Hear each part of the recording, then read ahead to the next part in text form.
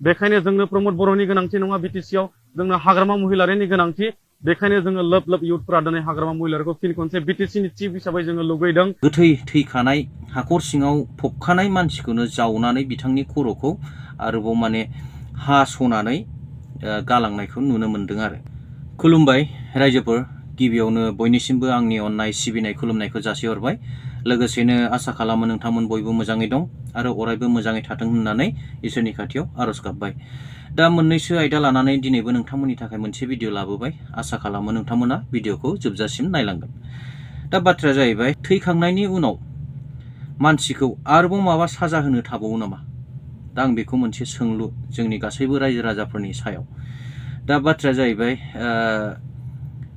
ओरैहाय हाग्रामा दालां बारनानै तुलसि जरा मानिकपुर बे ओनसोलाव मोनसे ओरैबायदि मुगैथाव जाथाय जानानै थांदों दा बेखौ नोंथांमोननो शेयार खालामनो आं लुबैदों जाहाथे जोंनि समाजाव आरो बेफोरबायदि मुगैथाव जाथाया दाजाथों बाथ्राया जाहैबाय आंनिनो बिसालथे बिथांनि असे फंबाय दाखालि मे मासनि 3 तारिख ना मायाव बिथाङा गावनि गोब्राब बेरामजों माने रुंसारि जालांदोंमोन दा बिथांखौ समाजनि नियम बायदि माने रायजोयैनो समाजैनो बिथांखौ मोनसे गोथैसालियाव फबहैनाय जादोंमोन नाथाय दुखुनांथाव भाबै बिथांनि गोथै सोलेरखौ जावनानै बिथांनि खर'खौ माने गोथै थैखानाय हाखर सिङाव फबखानाय मानसिखौनो जावनानै बिथांनि खर'खौ आरोबाव माने हास'नानै गालांनायखौ नुनो मोन्दों आरो दा बे बाथ्राया सैथो आरो बे बाथ्राखौ जाय रुंसारि जादोंमोन बिनि बिबाजै असे बिबाजैया ससियेल मिडियायाव फैनानै फोरमायदों जे बेफोरबायदि इसिबां मुगैथाव जाथाया जाहाथे जोंनि समाजाव दाजाथों आं बेखौ हास्थायदों आरो गोथां समाव निस्सय माबा मोनसे दाय दस सोरजोंबा जादों जानो हागौ बा जायाखैबो जानो हागौ नाथाय थैखांनायनि उनाव गोथै फबखाथारनाय मानसिखौ जावखांनानै आरोबाव गोदोना हास'नाय बे जाथाया बिराद दुखुनांथाव आरोखि आरो बेखौ माने ओरैबायदि गनायथावै बायदि आं मोनदों आरो दा रायजो राजा नोंथांमोना माबायदि सानदों बेखौ आं मिथिला नाथाय बेयो ओरैबायदि मुगैथाव जाथाय जे थैखानाय मानसिखौ आरोबाव फिन बेबायदि गोथै हाखरनिफ्राय जावखांनानै साजा होफिननाय माने एकदम गनायथाव जाथारै आरोखि दा नोंथांमोना भिडिअ दङ ससे बे आंनिनो बिबोनां जायो बियो फोरमायदों ससियेल मिडियायाव फैनानै जे मानो बेबायदि खालामखो आं जे सिगाङाव आंनि बिबोनां जे बेमार जानाय बे देरनाय बेखौ आं फेसबुकआव होबाय थादोंमोन ना बे दिनैसिम थैनाया मे मासनि 3 तारिखआव थैदोंमोन दिनै 10 तारिख दिनैसिम माहालागै मास मोनसेनि बारबायानो ओमफ्राय दा मोनसे नुफेरै खोनाफेरि जाथाय जानानै फैबाय मैयाहाय गामियाव सासे बिखुनजो जानाय थैदोंमोन बेखौ फबनो थांनायावहाय गामिनि रायजो राजा आरो जोंनि हौवायाबो थांदोंमोन बाहाय थांनानै नुहैबायदि जोंनि बिबोनांखौ फबनायखौ जावखांनानै खर'खौ हास'नानै गालांदों फबनानै गालांफिनाखै बाहेरायावनो खर'आ बाहेरायावनो दङ हाखौबो फबलांफिनाखै दा जोंनि हौवाया नुहैनानै फबनानै मैया फबनानै गारबोफिनबाय आरो माबायदि आसरित नायलाय माबायदि मानसि थायो दा मा होननांगौ बेखौ मानि थाखाय बिदि खालामखो सोर बिदि खालामलांखो आसरित बिसिबां दुखु गोनां बाथ्रा खोनानानै बिसिबां दुखु मोनदों गोसोआव गाबखांनाय मोनदों दा बे जानानै थांबाय गुबुन फारसेथिङै आथिखालाव बिटिआर गभर्नमेन्ट प्रमद बर' बिथाङा माने बिटिआर ओनसोलनि लाइमोनफोरखौ माने गोजोन होनो हायाखै नामा नांगौ बायदि खामानि मावनानै होनो हायाखै नामा जायनि थाखाय माने सरकाराव थासेयावबो इउपिपिएल हान्जानि गोबां माने सापर्टारफोर बिथांमोना माने इउपिपिएल हान्जाखौ नागारनानै बिपिएफ हान्जा बा सोरबा बिजेपि हान्जा बा गुबुन गुबुन हान्जाफोराव माने जइन जानायखौ नुबाय थानो मोननाय जादों मेनलि इयुथफोर सेंग्राफोर सिख्लाफोर बिथांमोना थारैनो आथिखालनि बिटिआर सरकारनि सायाव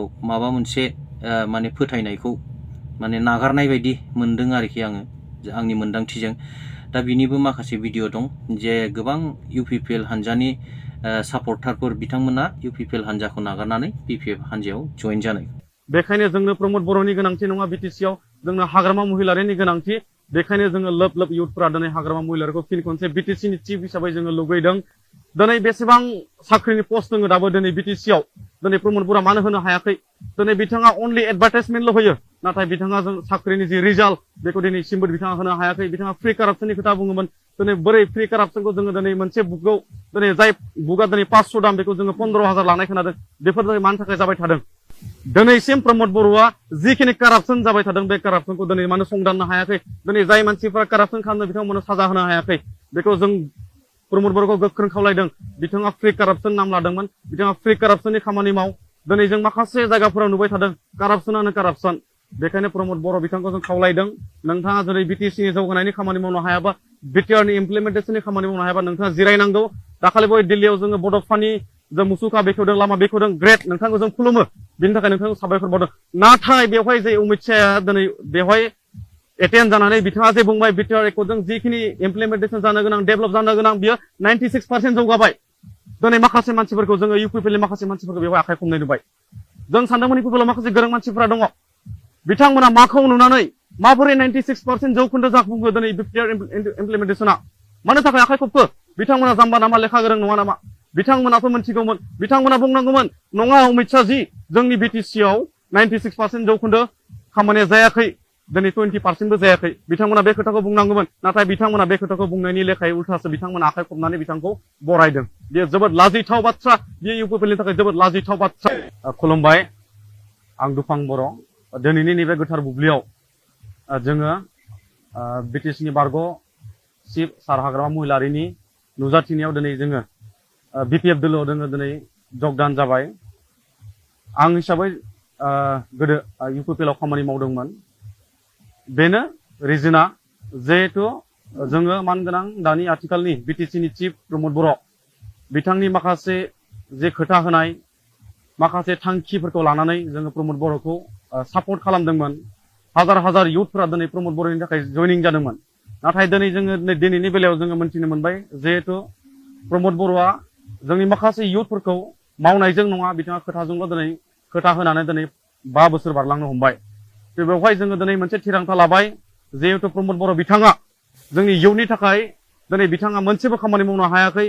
दिनै बिटिआर एकर्डनि थ्रुयै जिखिनि इमप्लिमेन्टेसन जानो गोनांमोन बिथाङा दिनै मोनसेबो जाफुंहोनो हायाखै। बेखायनो जों दिनै इयुथफोरा दिनै मोनफ्रोमबो कमिउनिटिनिफ्राय दिनै बेंगलि, बर', राभा, नेपालि, मुस्लिम माइनरिटिनिफ्राय दिनै जोङो इयुथफोरा लोब लोब ओंखारबोनो गोनां बायध'ता जादों दिनै प्रमद बर' बिथांखौ। दिनै बिथाङा जे दिनै इयुथफोरखौ खोथा होनानै मानो थाखाय खामानिखौ मावनो हायासै? जों इयुथनि लुबैनाया दिनै हाग्रामा महिलारिया दिनै 17 बोसोराव बिथांनि जिखिनि खामानि मावनाय बेनिख्रुइ बांसिन दिनै प्रमद बर'आ बांसिन मावनो हाबावथों। जों बेखौ प्रमद बर'खौ लुबैदोंमोन आरो बेखायनो बिथांखौ जों सापर्ट खालामदोंमोन। हाग्रामा महिलारिया बड'लेण्ड इउनिभारसिटि बानायदों, हाग्रामा महिलारिया CIT बानायदों, मेडिकेल कलेज बानायदों। बिनिख्रुइ बांसिन गोजौआव दिनै प्रमद बर'आ जेरैखि एकर्डनि गेजेरजों जे जानो गोनां मोनसे central university, NIT, tribal university बेफोरबायदिखौ जाहाथे प्रमद बर'आ बानायनो हाथों आरो बेवहाय माखासे इयुथफोरा दिनै इंगेज जानो हागौमोन, माखासे इयुथफोरा दिनै साख्रि मोनगौमोन।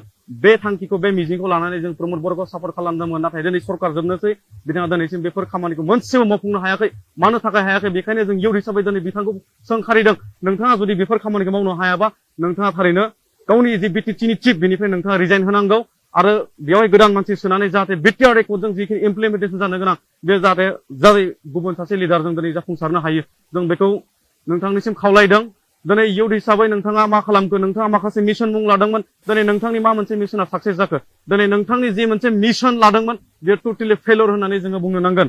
दिनै नङाब्ला दिनै लोब लोब इयुथफोरा दिनै मानो ओंखारबोखो? बे गासैबो भिडिअखौ नायनानै रायजो राजा नोंथांमोना माबायदि मोनखो प्लिज कमेन्ट गेजेरजों फोरमायहरदो आरो भिडिअखौ मोजां मोनदोंबा लाइक खालामदो आरो हायोब्ला शेयार खालामनानै होबानो जाबाय। दिनैनि भिडिअखौ एसेयावनो दोनथ'बाय। जोबजासिम नायनायनि थाखाय थेंक इउ, गोजोन्थों।